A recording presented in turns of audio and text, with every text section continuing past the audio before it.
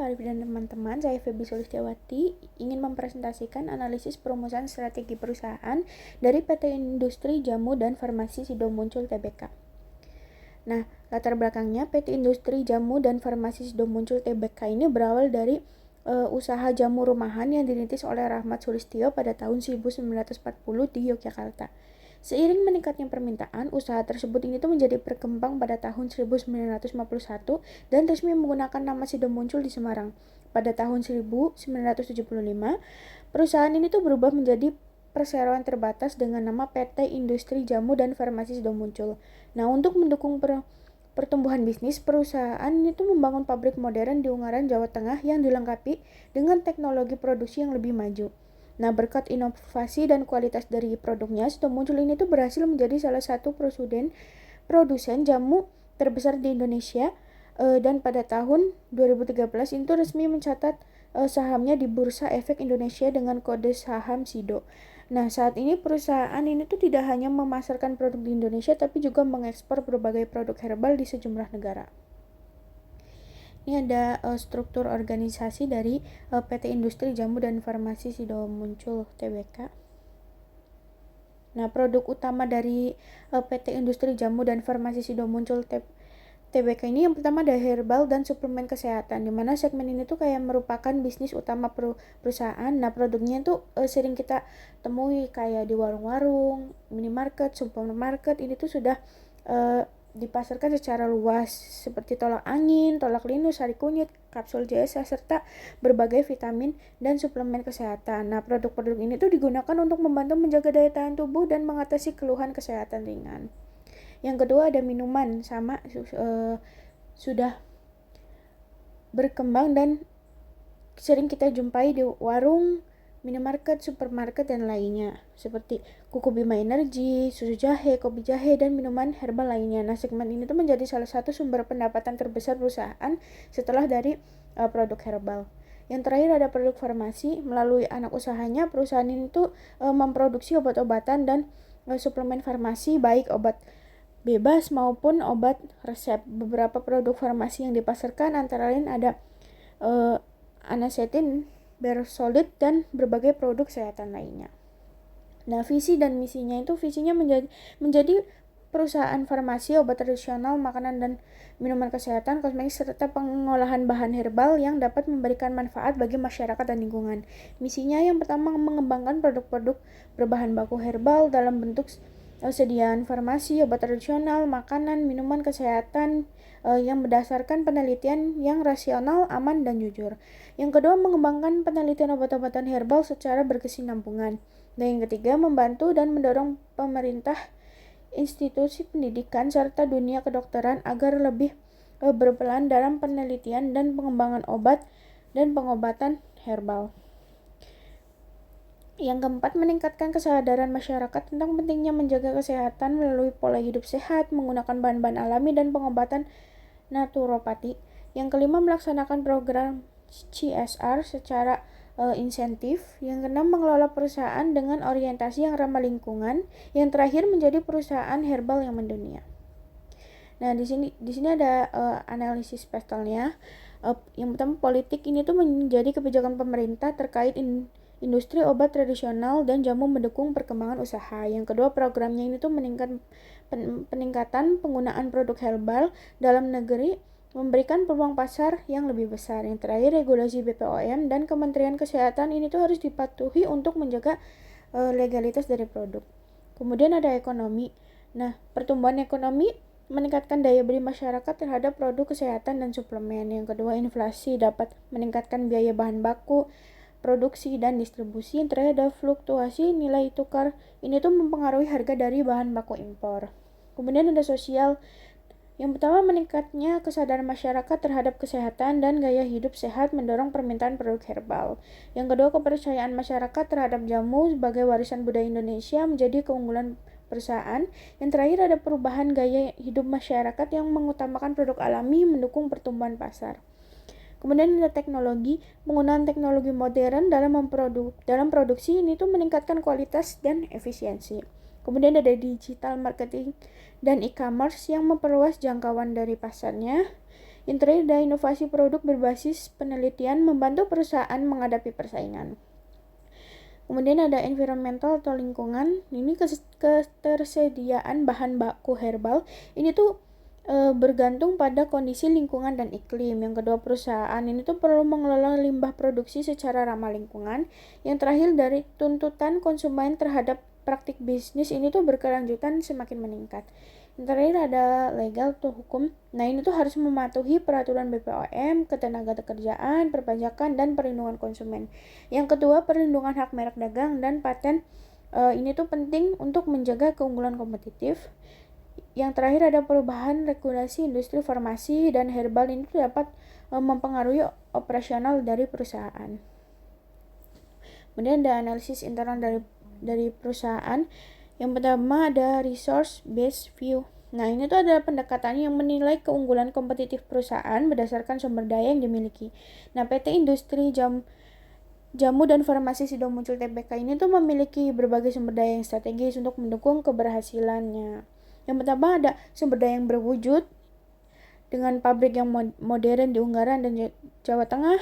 Kemudian ada teknologi produksi yang lebih canggih dan terstandarisasi, jaringan distribusi yang luas di seluruh Indonesia, kemudian ada kondisi keuangan yang kuat dan stabil. Nah, yang kedua ada kondisi sumber daya tidak berwujud, seperti merek Sidomuncul yang kuat dan terpercaya, reputasi perusahaan yang telah dibangun selama puluhan tahun, kemudian ada hak merek dan produk unggulan seperti tolak angin dan kuku Bima Energi.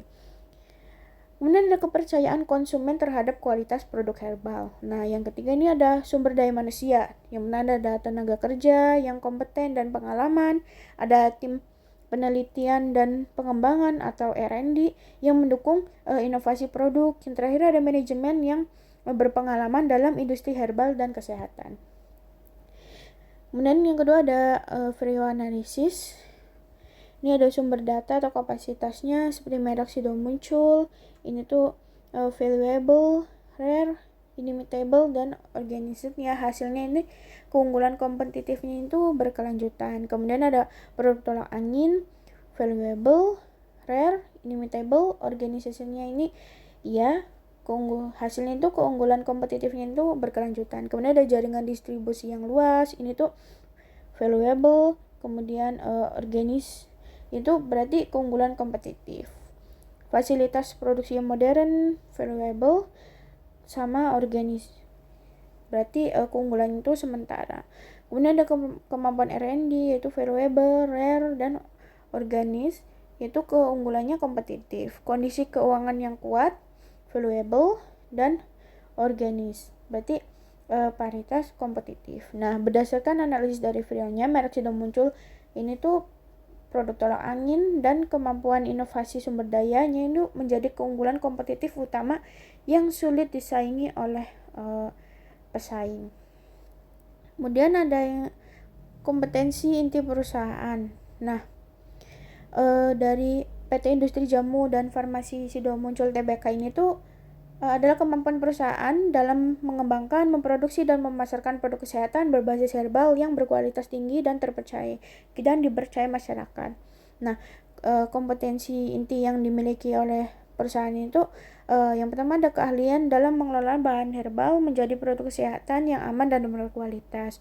Kemudian ada kemampuan inovasi produk melalui penelitian dan pengembangan secara berkelanjutan, kekuatan merek dan loyalitas pelanggan yang lebih berbentuk selama puluhan tahun. Kemudian ada jaringan distribusi yang luas sehingga produk ini tuh mudah dijangkau oleh konsumen. Kemudian ada kemampuan pemasaran yang efektif dalam membangun citra produk herbal modern dan terpercaya. Kemudian ada analisis SWOT. Yang pertama ada strength atau kekuatan, yang ini memiliki merek yang kuat dan dikenal luas oleh masyarakat Indonesia. Produk unggulnya seperti tolak angin ini memiliki loyalitas konsumen yang sangat tinggi. Kemudian ada menggunakan teknologi produksi modern dengan standar yang kuat yang baik, memiliki jaringan distribusi yang luas di dalam maupun dan di luar negeri, pengalaman panjang di industri jamu dan kesehatan herbal. Kemudian ada weakness atau kelemahan, di mana dari citra perusahaan itu masih banyak dikaitkan dengan produk jamu tradisional sehingga sebagian konsumen itu kurang tertarik. Kemudian ada ketergantungan pada bahan baku alami yang ketersediaan itu dapat berfluktuasi. Pesaing dengan produk kesehatan modern dan farmasi itu yang cukup tinggi. Kemudian ada sebagian produk herbal itu memerlukan edukasi lebih lanjut untuk meningkatkan kepercayaan konsumen yang baru. Kemudian ada opportunities atau peluang. Ini tuh meningkatkan kesadaran masyarakat terhadap gaya hidup sehat dan penggunaan produk herbal. Potensi ekspor produk herbal di Indonesia ke pasar internasional itu semakin besar. Kemudian ada perkembangan teknologi digital yang memudahkan pemasaran dan penjualan online. Yang terakhir ada dukungan pemerintah terhadap pengembangan industri obat tradisional dan herbal. Yang terakhir ada threat atau ancamannya. Persaingan ketat dan perusahaan farmasi dan produsen suplemen kesehatan lainnya. Perubahan regulasi terkait industri obat dan produk kesehatan, kemudian ada munculnya produk substitusi yang menawarkan manfaat yang serupa, ketidakstabilan harga dan pasokan bahan baku akibat faktor cuaca maupun kondisi ekonomi. Kemudian ada matriks dari TOS. Internalnya ada strength dan weakness, eksternalnya opportunities dan threat. Yang pertama kaitan dengan strength dan opportunities, yaitu memanfaatkan kekuatan merek dan jaringan distribusi yang luas untuk meningkatkan penjualan produk kesehatan dan suplemen herbal yang seiring meningkatnya kesadaran masyarakat terhadap gaya hidup yang sehat. Yang kedua ada mengembangkan produk inovatif berbasis hasil penelitian untuk memenuhi kebutuhan pasar yang terus berkembang. Yang terakhir ada memperluas pasar internasional dengan memanfaatkan reputasi perusahaan dan peluang ekspor produk herbal Indonesia. Kemudian ada strength dan threat. Yang pertama ada mempertahankan kualitas produk dan memperkuat inovasi untuk menghadapi persaingan yang semakin ketat. Memanfaatkan kekuatan merek dan mempertahankan loyalitas pelanggan dari ancaman produk substitusi. Yang ketiga mengoptimalkan kemampuan dari R&D untuk menyesuaikan produk dengan perubahan regulasi dan kebutuhan pasar. Kemudian ada weakness and opportunities. Yang pertama menggunakan teknologi digital dan media sosial untuk mengubah persepsi generasi muda bahwa jamu ini tuh merupakan produk modern dan praktis. Yang kedua mengembangkan variasi produk baru agar tidak hanya bergantung pada segmen herbal tradisional. Yang terakhir menjalin kerjasama dengan lebih banyak petani dan pemasok untuk menjamin ketersediaan bahan baku herbal.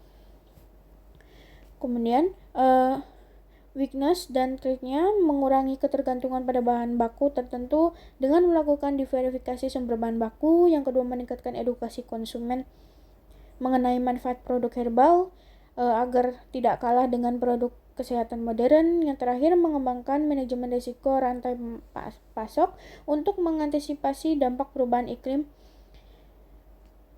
terhadap ketersediaan bahan baku.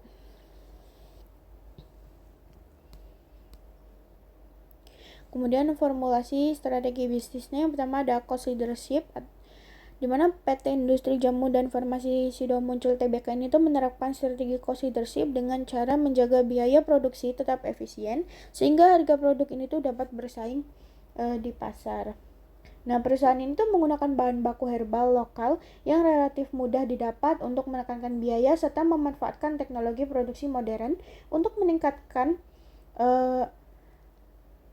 efisiensi dan mengurangi pemborosan. Yang kedua ada differentiation.